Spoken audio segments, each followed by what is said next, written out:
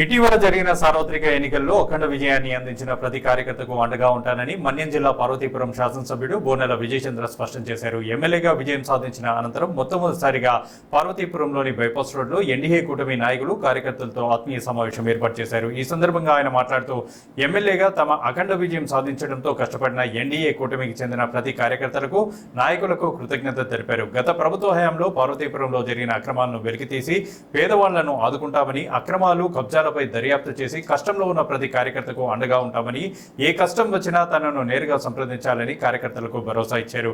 కాగా ఆత్మీయ సమావేశానికి భారీ సంఖ్యలో తరలివచ్చిన టీడీపీ, జనసేన, బీజేపీ నాయకులు, కార్యకర్తలు ఎమ్మెల్యే విజయచంద్రను సత్కరించి అభినందన తెలిపారు.